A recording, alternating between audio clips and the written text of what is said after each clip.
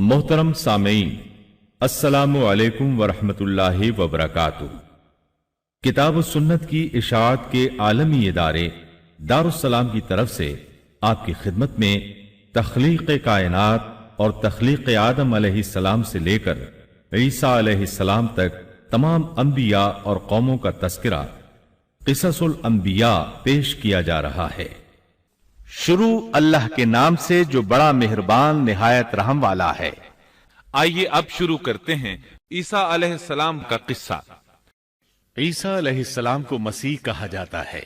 इसका मतलब है कसरत से जमीन की सियाहत करने वाला, या इसका माना हाथ फेरने वाला है, क्योंकि आप हाथ फेर कर अल्लाह के हुक्म से मरीजों को शिफाया फरमाते थे। आपकी पैदाइश अल्लाह ताला का एक बहुत अजीम मोजिजा है। अल्लाह ताला सूरह मरियम आयत 16 ता 23 में फरमाते हैं, और किताब यानी कुरान में मरियम का भी तस्करा करो, जब वो अपने लोगों से अलग होकर मकान के मशरिकी हिस्से में चली गईं, फिर उन्होंने उनकी तरफ से पर्दा कर लिया, तो हमने उनकी तरफ अपना फरिश्ता भेजा, सो वो उनके सामने एक खूबसूरत मर्द की सूरत में आया। मरियम बोली कि अगर तुम परहेजगार हो तो मैं तुमसे बचने के लिए रहमान की पनाह लेती हूँ। फरिश्ते ने कहा कि मैं तो तुम्हारे परवरदिगार का भेजा हुआ यानी फरिश्ता हूँ, और इसलिए आया हूँ कि तुम्हें पाकीज़ा लड़का बख्शूं। मरियम ने कहा कि मेरे यहां लड़का क्यों कर होगा, जबकि मुझे किसी मर्द ने बतौर शौहर छुआ तक नहीं, और मैं बदकार भी नहीं हूं।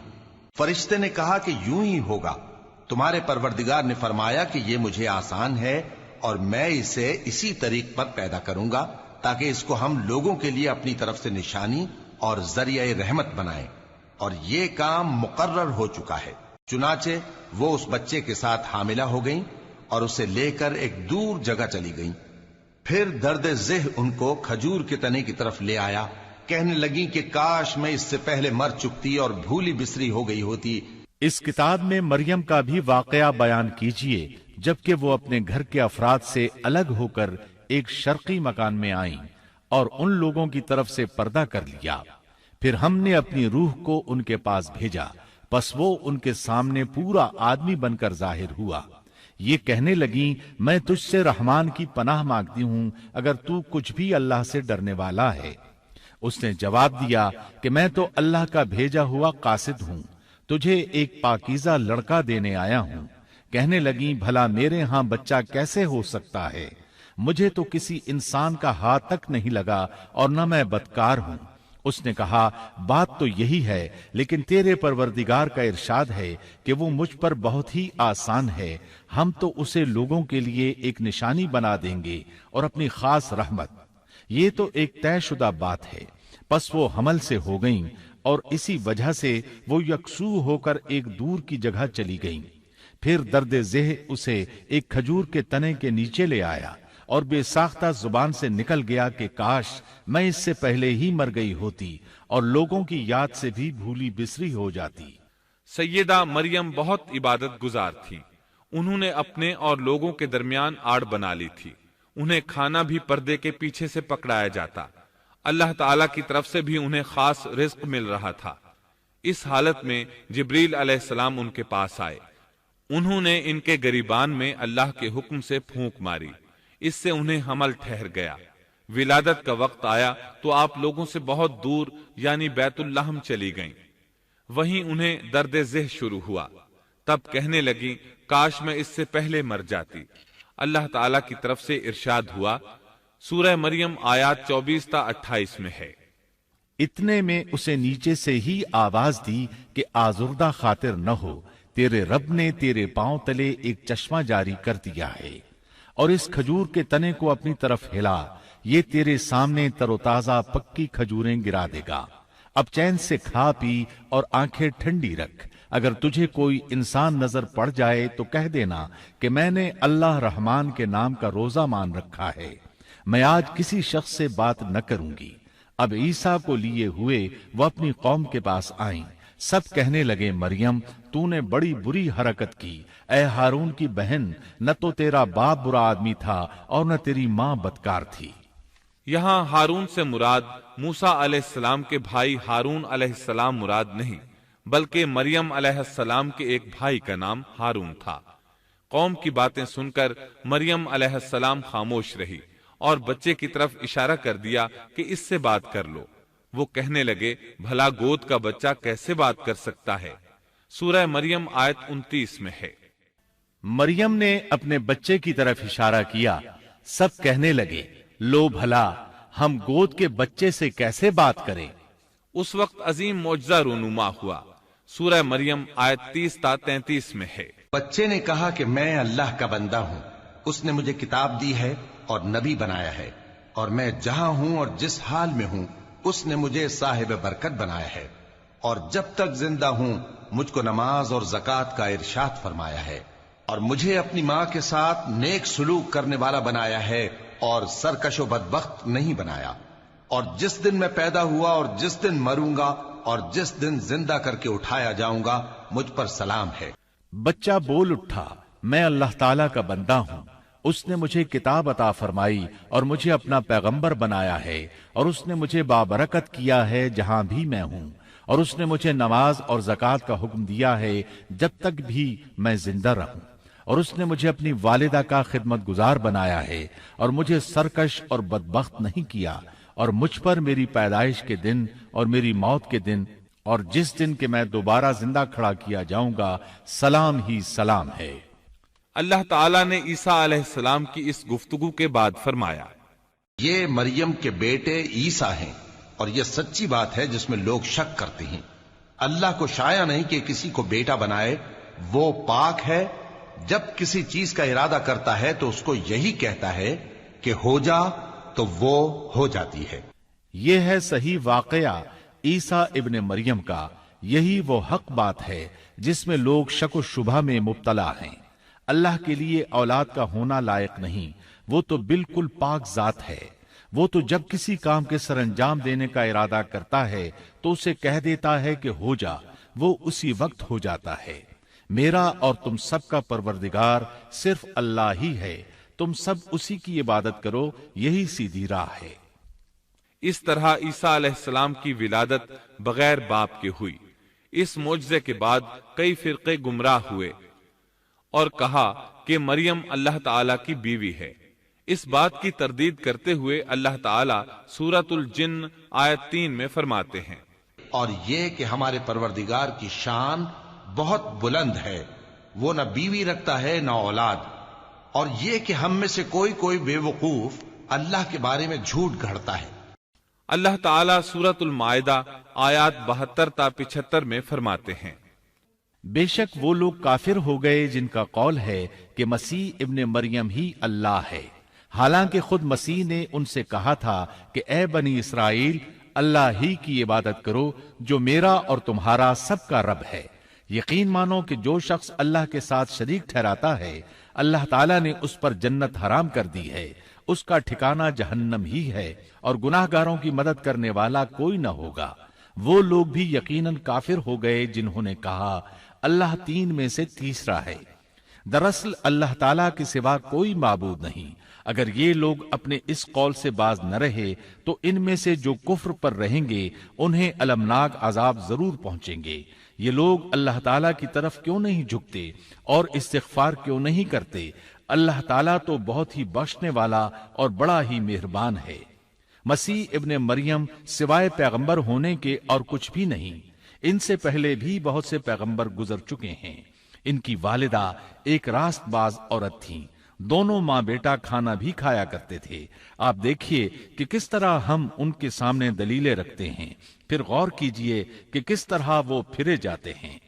اللہ تعالیٰ نے ان آیات میں عیسائیوں کے عقیدے کا رد کیا ہے، کیونکہ وہ مریم اور عیسیٰ علیہ السلام کو بھی اللہ کا حصہ مانتے ہیں۔ سورہ اخلاص میں بھی ان کے عقیدے کا ان الفاظ میں رد کیا گیا ہے۔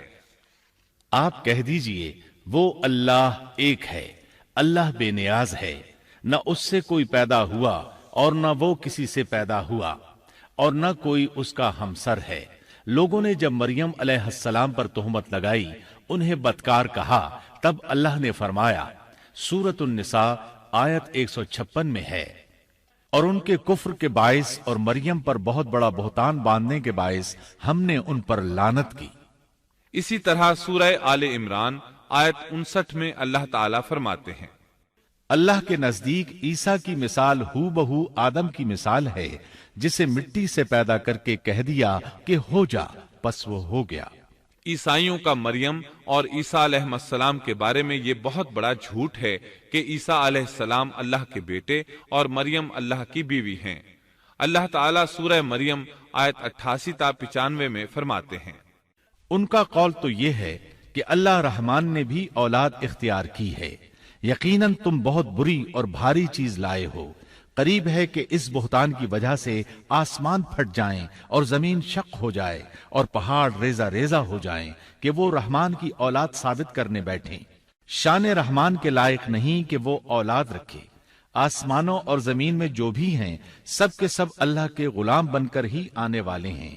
ان سب کو اس نے گھیر رکھا ہے اور سب کو پوری طرح گن بھی رکھا ہے۔ یہ سارے کے سارے قیامت کے دن اکیلے اس کے پاس حاضر ہونے والے ہیں۔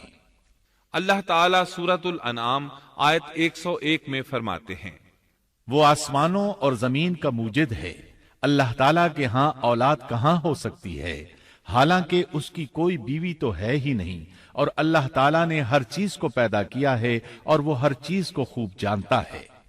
اسی طرح اللہ تعالیٰ سورۃ الزخرف آیت 81 میں فرماتے ہیں، آپ کہہ دیجئے کہ اگر بالفرض رحمان کی اولاد ہوتی تو میں سب سے پہلے عبادت کرنے والا ہوتا۔ مطلب یہ کہ تم بغیر کسی دلیل کے ایسی بات کہے جا رہے ہو۔ عیسیٰ علیہ السلام پرورش پاتے رہے، آپ کی پرورش بیت اللحم میں ہوئی، آپ نے بچپن ہی میں کافی علم حاصل کر لیا، کیونکہ آپ کو اور آپ کی والدہ کو اللہ تعالیٰ نے جہان والوں کے لیے اپنی قدرت کی نشانی ٹھہرایا ہے۔ اللہ تعالیٰ سورۃ المؤمنون آیت 50 میں فرماتے ہیں، اور ہم نے ابن مریم اور ان کی والدہ کو ایک نشانی بنایا اور ان دونوں کو بلند اور صاف قرار والی اور جاری پانی والی جگہ میں پناہ دی۔ علماء کہتے ہیں کہ مریم علیہ السلام بیت اللحم سے بیت المقدس کی طرف منتقل ہو گئیں۔ بیت المقدس کے پاس ایک اونچی جگہ تھی، اس میں پانی کا چشمہ بھی تھا اور پھل بھی تھے۔ عیسیٰ علیہ السلام بڑے ہو گئے، ان میں علم و حکمت اور اصلاح کی علامات واضح ہو رہی تھیں، لیکن ابھی تک آپ کو نبوت نہیں ملی تھی، یہاں تک کہ آپ کی عمر 30 سال ہو گئی۔ تب اللہ تعالیٰ نے آپ کو انجیل عطا فرمائی۔ اس کے بعد آپ نے اللہ کے رسول کی حیثیت سے دین کی دعوت شروع کی۔ اللہ تعالیٰ سورۃ المائدہ آیت 46 میں فرماتے ہیں، اور ہم نے ان کے پیچھے عیسیٰ ابن مریم کو بھیجا جو اپنے سے پہلے کی کتاب تورات کی تصدیق کرنے والے تھے، اور ہم نے انہیں انجیل عطا فرمائی جس میں نور اور ہدایت تھی، اور وہ اپنے سے پہلے کی کتاب تورات کی تصدیق کرتی تھی اور پرہیزگار لوگوں کے لیے سراسر ہدایت اور نصیحت تھی۔ اکثر مفسرین کا اس پر اتفاق ہے کہ عیسیٰ علیہ السلام کو 30 سال کی عمر میں انجیل عطا کی گئی، ساتھ ہی اللہ تعالیٰ نے انہیں عظیم معجزات عطا فرمائے۔ سورہ آل عمران آیت 48 اور 49 میں اللہ تعالیٰ فرماتے ہیں، اور اللہ اسے لکھنا اور حکمت اور تورات اور انجیل سکھلائے گا، اور وہ بنی اسرائیل کی طرف رسول ہوگا کہ میں تمہارے پاس تمہارے رب کی نشانی لایا ہوں۔ میں تمہارے لیے پرندے کی شکل کی طرح مٹی کا پرندہ بناتا ہوں، پھر اس میں پھونک مارتا ہوں تو وہ اللہ تعالیٰ کے حکم سے پرندہ بن جاتا ہے، اور اللہ کے حکم سے میں مادرزاد اندھے کو اور کوڑھی کو اچھا کر دیتا ہوں، اور مردے کو جلا دیتا ہوں، اور جو کچھ تم کھاؤ اور جو اپنے گھروں میں ذخیرہ کرو میں وہ تمہیں بتا دیتا ہوں۔ اس میں تمہارے لیے بہت بڑی نشانی ہے اگر تم ایماندار ہو۔ اس طرح عیسیٰ علیہ السلام بنی اسرائیل کی طرف مبعوث ہوئے۔ تمام نبی کسی خاص قوم کی طرف مبعوث ہوئے ہیں، جبکہ نبی اکرم صلی اللہ علیہ وسلم تمام انسانوں اور جنوں کے لیے رسول بنا کر بھیجے گئے۔ یہ آپ کی خصوصیات میں سے ایک امتیازی خصوصیت ہے۔ اللہ تعالیٰ نے عیسیٰ ابن مریم علیہ السلام کو عظیم معجزات عطا فرمائے۔ پیدائشی اندھا بینا ہو جاتا، کوڑھی کا کوڑھ دور ہو جاتا، برس والے کے جسم پر ہاتھ پھیر دیتے تو اس کا برس ختم ہو جاتا، مٹی کے پرندے بنا کر پھونک مارتے تو وہ اڑنے لگتے۔ لیکن سب سے بڑا معجزہ اللہ تعالیٰ نے آپ کو یہ عطا فرمایا کہ آپ نے اللہ کے حکم سے مردوں کو زندہ کیا۔ سورہ آل عمران آیت 50 اور 51 میں ہے۔ اور میں تورات کی تصدیق کرنے والا ہوں جو مجھ سے پہلے ہے، اور میں اس لیے آیا ہوں کہ تم پر بعض وہ چیزیں حلال کر دوں جو تم پر حرام کر دی گئی ہیں، اور میں تمہارے پاس تمہارے رب کی نشانیاں لایا ہوں، اس لیے تم اللہ سے ڈرو اور میری فرمانبرداری کرو، یقین مانو کہ میرا اور تمہارا رب اللہ ہی ہے، تم سب اسی کی عبادت کرو، یہی سیدھی راہ ہے۔ لوگوں نے تمام نشانیاں دیکھی لیکن پھر بھی کفر پر ڈٹے رہے، عیسیٰ علیہ السلام کی تکذیب کرتے رہے۔ اللہ تعالیٰ سورہ آل عمران آیت 52 میں فرماتے ہیں، مگر جب عیسیٰ نے ان کا کفر محسوس کر لیا تو کہنے لگے، اللہ کی راہ میں میری مدد کرنے والا کون ہے؟ حواریوں نے جواب دیا کہ ہم اللہ کی راہ کے مددگار ہیں، ہم اللہ پر ایمان لائے اور آپ گواہ رہیے کہ ہم تابعدار ہیں۔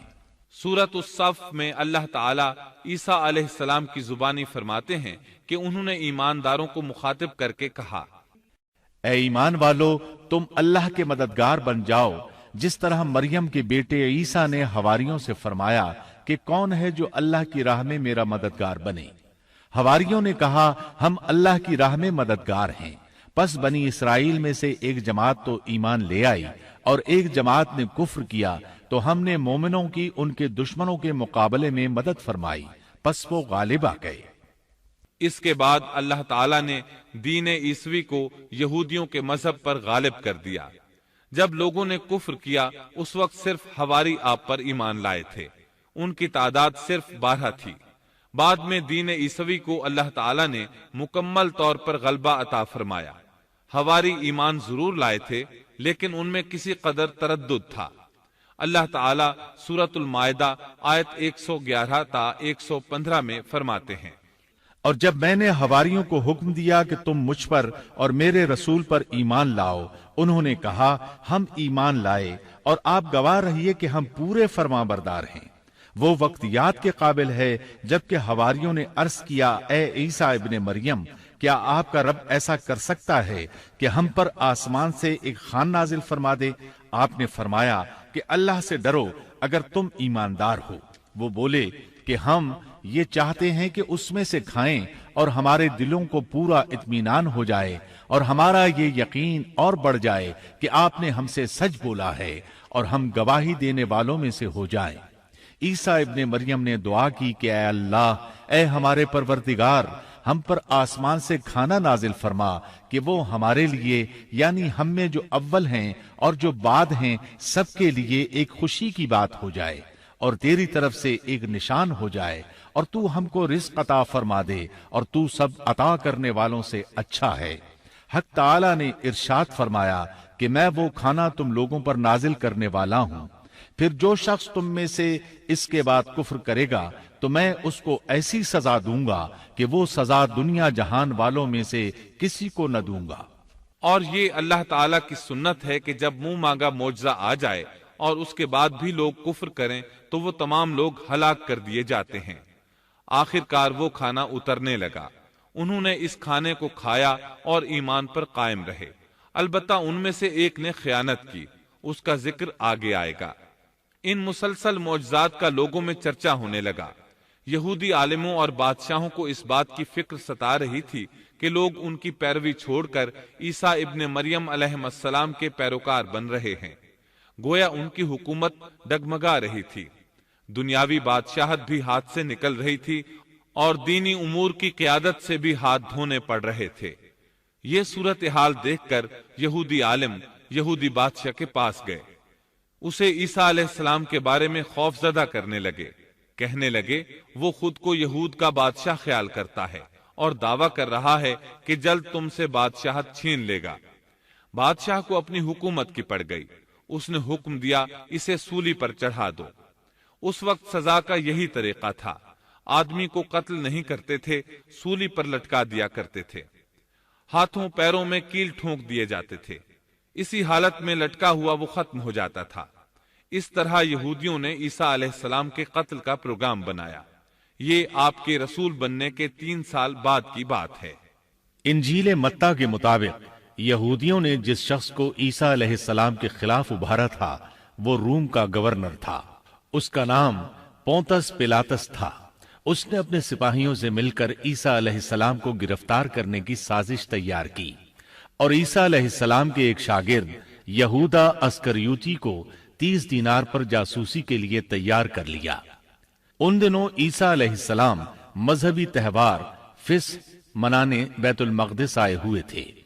यहां ईसा अलैहिस्सलाम ने खाना खाया और अपने 11 शागिर्दों समेत शहर से बाहर कत्समनी नामी एक जगह पर रात गुजारने के लिए तशरीफ ले गए। फिर अपने शागिर्दों से अलग होकर अल्लाह से यूं दुआ की, ऐ मेरे अल्लाह, अगर हो सके तो ये प्याला यानी मौत मुझसे टल जाए। इसके जवाब में तसल्ली नाजिल हुई। उलमा का इस बात पर इत्तेफाक है कि जब यहूदी ईसा अलैहिस्सलाम के शागिर्द यहूदा अस्करियोती की ये रहनुमाई पर वहां पहुंचे जहां ईसा अलैहिस्सलाम और उनके शागिर्द थे, तो उन लोगों ने ईसा अलैहिस्सलाम और उनके हवारियों का मुहासरा कर लिया। ऐन उसी वक्त अल्लाह ताला ने ईसा अलैहिस्सलाम को आसमान पर उठा लिया और मुखबरी करने वाले ईसा अलैहिस्सलाम के शागिर्द यहूदा पर ईसा अलैहिस्सलाम की मुशाबहत डाल दी गई। चुनाचे हुकूमत के अहलकारों, यहूदियों, हत्ता के खुद हवारियों ने भी उसी को ईसा समझ लिया और उसी को ले जाकर फांसी पर चढ़ा दिया, जैसा कि सूरत उन-निसा में अल्लाह ताला फरमाते हैं। और इस वजह से भी हमने उन पर लानत की कि उन्होंने कहा कि हमने मसीह इब्ने मरियम जो कि अल्लाह का रसूल है उसे कत्ल किया है। हालांकि ना उन्होंने उसे कत्ल किया और ना सूली दिया, लेकिन उनको शुबह पड़ गया और जो लोग इसमें इख्तिलाफ कर रहे हैं वो खुद शक में हैं। उन्हें हकीकत हाल का कुछ इल्म नहीं, महज ज़न के पीछे लगे हुए हैं। और ये यकीनी बात है कि उन्होंने ईसा इब्ने मरियम को कत्ल नहीं किया था, बल्कि अल्लाह ने उसे अपनी तरफ उठा लिया था और अल्लाह बहुत जोरावर और हिकमत वाला है। ईसाई और यहूदी इस बात पर मुत्तफिक थे कि ईसा अलैहिस्सलाम को सूली चढ़ा दिया गया है, लेकिन इनमें थोड़ा सा इख्तिलाफ था। यहूदी कहते थे कि वो कत्ल हो गए हैं, जबकि ईसाई कहते थे कि वो 3 दिन तक मुर्दा रहने के बाद जिंदा हुए और आसमान पर चले गए। अल्लाह ताला ने इन दोनों ग्रोहों की तरदीद करते हुए फरमाया कि ये शक में मुब्तला हैं। दर हकीकत ये लोग ईसा अलैहिस्सलाम को गिरफ्तार न कर सके थे। बहरहाल ईसा अलैहिस्सलाम के आसमान पर उठाए जाने के बाद यहूद गालिब आ गए और दीन ईसवी की इशाअत पर पाबंदी लगा दी। अलबत्ता खुफिया तौर पर लोग इस दीन से आगाही हासिल करते रहे और ये सिलसिला 240 साल तक यूं ही चलता रहा, यहां तक कि एक बादशाह ने ईसाई मजहब कबूल कर लिया। वो मुल्क रूम का बड़ा बादशाह था। उस वक्त दीन ईसवी खूब फैला, लेकिन उस बादशाह ने दीन में शिर्क वाले कुछ तरीके शामिल कर दिए। एक रिवायत के मुताबिक वो 240 साल तक तौहीद पर कायम रहे। ये बादशाह कुस्तुनतुनिया पहुंचा। वहां ईसवी मजहब को अपने अकवाल के साथ जिंदा करना चाहा। इस बादशाह ने उलमा, दुर्वेशों और पादरियों को मुंतखब किया। उस वक्त जाहिरी और वाज़ेह कुफ्र के दरवाजे खुल गए। फिर ईसाइयों के 3 फिरके बन गए। एक कहने लगा, हमारे दरमियान अल्लाह ने अपनी मर्जी के मुताबिक कुछ अरसा क़याम किया, फिर आसमान पर चला गया। इन लोगों को याकूबिया कहते हैं। दूसरे गिरोह ने कहा, हमारे दरमियान अल्लाह के बेटे ने जब तक चाहा क़याम किया और फिर अल्लाह ने उसे अपनी तरफ उठा लिया। इन्हें नस्तूरिया कहते हैं और उनकी कसरत हुई। अक्सर नसारा का यही अकीदा था। और तीसरा फिरका कहने लगा, हमारे दरमियान अल्लाह की मंशा के मुताबिक कुछ अरसे तक अल्लाह का बंदा और उसका रसूल रहा, फिर उसे अल्लाह ने अपनी तरफ उठा लिया और यही लोग दर हकीकत मुसलमान थे। इन्हें मुवाहिदा कहते हैं। इनकी इंजील में शिर्क अब तक नहीं पाया जाता। इनकी इंजील का नाम इंजील बरनाबास है। नसारा का ये फिरका सबसे कलील तादाद में है। इब्ने अब्बास रजी अल्लाह अन्हुमा कहते हैं, उन दोनों फिरकों ने तीसरे फिरके पर धावा बोलकर उनमें अक्सर को कत्ल कर दिया। फिर इस्लाम इसी तरह तन्हा, गरीब और कमजोर रहा, यहां तक कि रसूलुल्लाह सल्लल्लाहु अलैहि वसल्लम की बेइज्जत हुई। अल्लाह ताला सूरत उस-सफ आयत 14 में फरमाते हैं, तो हमने मोमिनों की उनके दुश्मनों के मुकाबले पर मदद की, पस वो गालिब आ गए। सूरत उन-निसा आयत 157 में अल्लाह ताला का फरमान है, और उनके यूं कहने के बायस कि हमने अल्लाह के रसूल ईसा इब्ने मरियम को कत्ल कर दिया, حالانکہ نہ تو انہوں نے اسے قتل کیا نہ سولی پر چڑھایا، بلکہ ان کے لیے وہی صورت بنا دی گئی تھی۔ یقین جانو کہ عیسیٰ کے بارے میں اختلاف کرنے والے ان کے بارے میں شک میں ہیں، انہیں حقیقت حال کا کوئی علم نہیں ہے، وہ محض ظن کے پیچھے لگے ہوئے ہیں۔ اتنا یقینی ہے کہ انہوں نے اسے قتل نہیں کیا۔ اللہ تعالی نے عیسیٰ علیہ السلام کو قیامت کی ایک نشانی قرار دیا۔ سورۃ الزخرف آیت 61 میں ہے، اور یقیناً عیسیٰ قیامت کی علامت ہے، پس تم قیامت کے بارے میں شک نہ کرو اور میری فرما برداری کرو، یہی سیدھی راہ ہے۔ قیامت کے قریب عیسیٰ علیہ السلام آسمان سے نازل ہوں گے، اور ان کا نزول اس بات کی علامت ہوگا کہ اب قیامت قریب ہے۔ عیسیٰ علیہ السلام اور نبی کریم صلی اللہ علیہ وسلم کے درمیان اور کوئی نبی نہیں ہے، اس لحاظ سے نبی کریم صلی اللہ علیہ وسلم لوگوں سے زیادہ عیسیٰ علیہ السلام کے قریب ہیں، جیسا کہ مسند احمد کی ایک حدیث میں ہے۔ نبی اکرم صلی اللہ علیہ وسلم نے فرمایا، انبیاء کرام سب ایک باپ کے بیٹے بھائی کی طرح ہیں، مائیں جدا جدا اور دین ایک ہے، اور تمام لوگوں سے زیادہ عیسیٰ کے نزدیک میں ہوں، کیونکہ میرے اور ان کے درمیان کوئی نبی نہیں ہے۔ نبی کریم صلی اللہ علیہ وسلم اور عیسیٰ علیہ السلام کی درمیانی مدت قریباً 560 سال ہے۔ آپ فرماتے ہیں وہ بہت جلد نازل ہوں گے، جب تم انہیں دیکھو گے تو پہچان لوگے، وہ درمیانے قد کے ہیں، ان کا چہرہ سفید اور سرخی مائل ہے، ان کے سر کے بال سیدھے ہیں، ان کے بالوں سے پانی کے قطرے گرتے محسوس ہوں گے، حالانکہ ان کا سر بالکل خشک ہوگا۔ وہ مسجد دمشق کے سفید منارے پر اتریں گے، صلیب کو توڑ دیں گے، خنزیر کو قتل کر دیں گے، جزیے کو ختم کر دیں گے، عیسائیت سمیت تمام باطل دینوں کو ختم کر دیں گے، نصرانیت کی تمام علامات مثلا صلیب اور خنزیر کا خاتمہ کر دیں گے۔ ان کے زمانے میں تمام مذہب ختم ہو جائیں گے، صرف اسلام باقی رہ جائے گا۔ دجال کو بھی اللہ عیسیٰ علیہ السلام کے ہاتھوں قتل کرا دیں گے، پوری زمین پر صرف اسلام ہوگا، ساری زمین امن کا گہوارہ بن جائے گی، یہاں تک کہ بکری اور شیر مل کر زندگی بسر کریں گے، بچے سانپوں سے کھیلیں گے، کوئی کسی کو تکلیف نہیں پہنچائے گا۔ عیسیٰ علیہ السلام زمین پر 40 سال قیام کریں گے، پھر آپ کی وفات ہو جائے گی۔ مسلمان آپ کی نماز جنازہ ادا کر کے آپ کو دفن کریں گے۔ قیامت کے دن اللہ تعالیٰ ان سے فرمائیں گے، سورۃ المائدہ آیات 116 اور 117 میں ہے، اور وہ وقت بھی قابل ذکر ہے جب اللہ فرمائے گا کہ عیسیٰ ابن مریم، کیا تم نے ان لوگوں سے کہا تھا کہ مجھے اور میری ماں کو بھی اللہ کے علاوہ معبود قرار دے لو؟ عیسیٰ عرض کریں گے کہ تو پاک ہے، مجھے کسی طرح لائق نہ تھا کہ میں ایسی بات کہتا جس کے کہنے کا مجھے کوئی حق نہیں، اگر میں نے کہا ہوگا تو تجھے اس کا علم ہوگا، تو میرے دل کے اندر کی بات بھی جانتا ہے، اور جو کچھ تیرے نفس میں ہے میں اس کو نہیں جانتا، تمام غیبوں کا جاننے والا تو ہی ہے، میں نے تو ان سے اور کچھ نہیں کہا مگر صرف وہی جو تو نے مجھے حکم فرمایا تھا کہ تم اللہ کی بندگی اختیار کرو، جو میرا بھی رب ہے اور تمہارا بھی رب ہے۔ میں ان پر گواہ رہا جب تک ان میں رہا، پھر جب تو نے مجھے اٹھا لیا تو ہی ان پر نگران تھا، اور تو ہر چیز کی پوری خبر رکھتا ہے۔ اللہ تعالی اہل کتاب کو مخاطب کر کے سورۃ النساء آیات 171 اور 172 میں فرماتے ہیں، اے اہل کتاب، اپنے دین کی بات میں حد سے نہ بڑھو، اور اللہ کے بارے میں حق کے سوا کچھ نہ کہو۔ مسیح یعنی مریم کے بیٹے عیسیٰ بس اللہ کے رسول ہی تھے، اور اس کا خاص حکم تھے جو اس نے مریم کی طرف بھیجا تھا، اور اس کی طرف سے ایک روح تھے، تو اللہ اور اس کے رسولوں پر ایمان لاؤ، اور یہ نہ کہو کہ خدا تین ہیں، اس اعتقاد سے باز آؤ کہ ایسا کرنا تمہارے حق میں بہتر ہے۔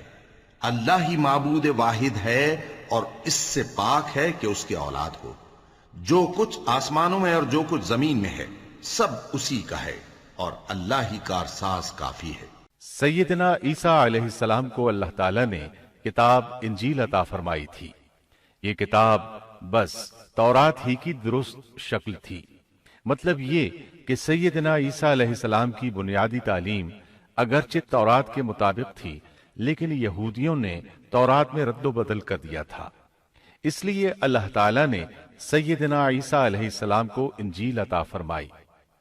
سیدنا عیسیٰ علیہ السلام کو نبوت ملی تو آپ نے ان سب کی اصلاح کی کوششیں شروع کی۔ اس وقت کے یہودی بھی 4 طبقات میں بٹ گئے تھے۔ ان کے عقائد وہ نہیں رہے تھے جو موسیٰ علیہ السلام نے انہیں دیے تھے۔ آپ نے ان سب کے عقائد کا جائزہ لیا اور ان کی اصلاح کے لیے اپنی زندگی وقف کر دی، لیکن ان بدبختوں نے آپ کی باتیں ماننے سے یکسر انکار کر دیا۔ نہ صرف یہ کہ تعلیمات کا انکار کیا، بلکہ آپ کے دشمن بھی ہو گئے۔ سیدنا عیسیٰ علیہ السلام پر جو کتاب نازل ہوئی اس کا نام انجیل ہے، لیکن آج عیسائیوں کے ہاں 4 انجیلیں رائج ہیں۔ یہاں سوال یہ پیدا ہوتا ہے کہ موجودہ 4 انجیلیں وہی ہیں یا یہ سیدنا عیسیٰ علیہ السلام کے بعد تصنیف کی گئی ہیں؟ یہ ایک ایسا سوال ہے جو مدت سے سوال ہی چلا آ رہا ہے۔ عیسائی حضرات اس سوال کا جواب دینے سے قاصر ہیں۔ عیسائی عالم تک اس بات کا اقرار کرتے نظر آتے ہیں کہ ان میں سے کوئی ایک انجیل بھی مسیح علیہ السلام کی انجیل نہیں ہے اور نہ اس کا خالص ترجمہ ہے۔ موجودہ انجیلوں کے بارے میں عیسائیوں کے ہاں کوئی ایسی سند موجود نہیں جس کی بنا پر وہ کہہ سکیں کہ ان کی روایات کا سلسلہ سیدنا عیسیٰ علیہ السلام یا ان کے شاگردوں تک پہنچتا ہے۔ خود عیسائیت کی مذہبی تاریخ اس بات کی گواہ ہے کہ پہلی صدی عیسوی سے چوتھی صدی عیسوی کے شروع تک عیسائیوں میں 21 سے زیادہ انجیلیں الہامی یقین کی جاتی تھیں، لیکن 325 عیسوی میں ان میں سے 4 کو منتخب کر کے باقی کو غیر مستند قرار دے دیا گیا۔ 4 انجیلوں کا یہ انتخاب بھی کسی تاریخی یا علمی بنیاد پر نہیں کیا گیا تھا، بلکہ اس کے لیے ایک طرح کی فال نکالی گئی تھی۔ اس فال کو الہامی اشارہ سمجھ لیا گیا تھا۔ ان 4 انجیلوں میں متی کی انجیل سب سے قدیم گنی جاتی ہے۔ اس کے باوجود عیسائیوں کے پرانے عالم یہ بات تسلیم کرتے ہیں کہ یہ انجیل متی اصلی نہیں بلکہ اس کا ترجمہ ہے، اس لیے کہ اصل کتاب عبرانی زبان میں تھی جو اب ناپید اور ضائع ہو گئی ہے، اور موجودہ ترجمے کے بارے میں قطعی طور پر یہ نہیں کہا جا سکتا کہ یہ اصل زبان کا ترجمہ ہے، جبکہ مترجم کا نام تک معلوم نہیں، اور نہ یہ پتا ہے کہ ترجمہ ہوا کے زمانے میں تھا۔ دوسری انجیل مرقس کی انجیل ہے۔ اس کے بارے میں مشہور عیسائی عالم پطرس گوماگ اپنی کتاب میں مرقس کے سوانح حیات پر لکھتا ہے کہ یہ نسلاً یہودی تھا اور عیسیٰ علیہ السلام کے حواری پطرس کا شاگرد تھا۔ جب رومیوں نے عیسائیت اختیار کر لی تو اس نے ان کے مطالبے پر یہ انجیل تصنیف کی۔ وہ سن 68 عیسوی میں اسکندریہ کے قید خانے میں بت پرستوں کے ہاتھوں قتل ہوا۔ تیسری انجیل لوقا کی انجیل ہے۔ عیسائی عالموں میں متی کی انجیل کے بارے میں جتنے اختلافات ہیں ان سے زیادہ لوقائی انجیل میں موجود ہیں۔ خود لوقا نے اپنی انجیل کے بارے میں لکھا ہے کہ یہ انجیل اس نے شاہ فیلس کے ساتھ خط و کتابت کی بنیاد پر لکھی ہے۔ وہ اسے مخاطب کر کے لکھتا ہے کہ سچ کی باتیں جن لوگوں نے کانوں سے سنی تھیں انہوں نے ہم تک جس طرح پہنچائی ہیں ان کو بہت سے لوگ ہم سے نقل کر رہے ہیں، اس لیے میں ضروری سمجھتا ہوں کہ ان کو خود ہی صحیح طریقے پر کر دوں تاکہ تمہیں صحیح حقیقت معلوم ہو جائے۔ اس سے صاف معلوم ہوتا ہے کہ لوقا نے سیدنا مسیح علیہ السلام کا زمانہ نہیں پایا۔ اس کے ساتھ عیسائی عالم یہ بھی بیان کرتے ہیں کہ لوقا کی انجیل مرقس کی انجیل کے بعد وجود میں آئی اور پطرس اور پولس کے مرنے کے بعد تصنیف کی گئی ہے۔ دراصل لوقا انطاکیہ شہر میں طب کا پیشہ کرتا تھا۔ اس نے عیسیٰ علیہ السلام کو نہیں دیکھا اور عیسائیت کو سینٹ پال یعنی پولس سے سیکھا، اور سینٹ پال کے بارے میں یہ بات تحقیق کو پہنچ چکی ہے کہ وہ دراصل متعصب یہودی تھا۔ عیسائیت کا بدترین دشمن خیال کیا جاتا تھا۔ وہ عیسائیوں کے خلاف اپنی جد و جہد جاری رکھے ہوئے تھا۔ مگر جب اس نے دیکھا کہ اس کی تمام تر مخالفتوں اور رکاوٹوں کے باوجود عیسائیت ترقی کرتی جا رہی ہے اور روکے نہیں رک رہی، تو اس نے مکر و فریب سے کام لیا اور اچانک اعلان کیا کہ مجھ سے ایک عجیب معجزہ سرزد ہوا ہے۔ میں صحت کی حالت میں تھا کہ میں ایک دم زمین پر گرا جیسے کوئی کسی کو کشتی میں پچھاڑ دیتا ہے، اور اسی حالت میں مسیح علیہ السلام نے مجھے چھوا اور سخت الفاظ میں کہا کہ خبردار، آئندہ ہرگز میرے پیروکاروں کے خلاف کوئی قدم نہ اٹھانا۔ پس میں اسی وقت مسیح علیہ السلام پر ایمان لے آیا اور مسیح کے حکم سے مسیحی دنیا کی خدمت کے لیے مامور ہو گیا ہوں۔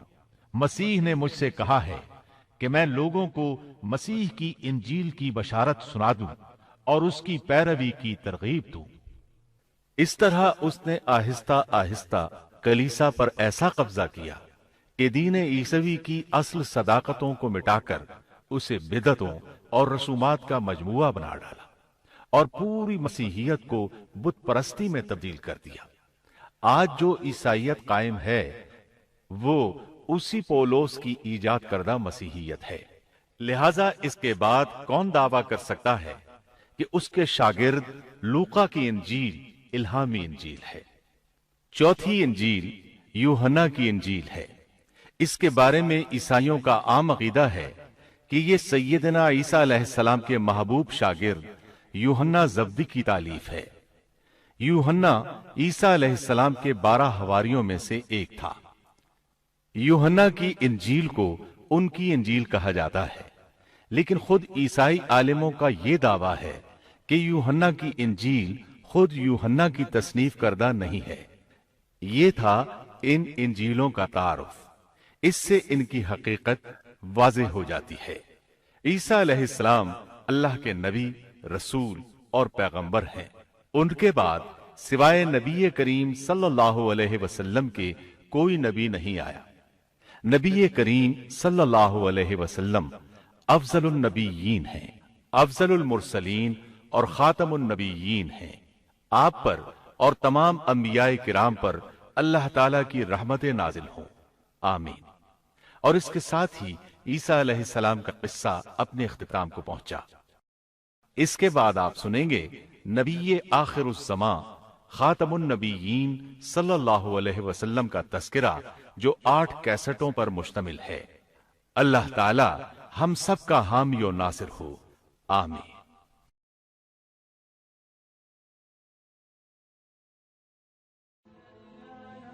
Thanks for watching. Don't forget to like, comment, share and subscribe to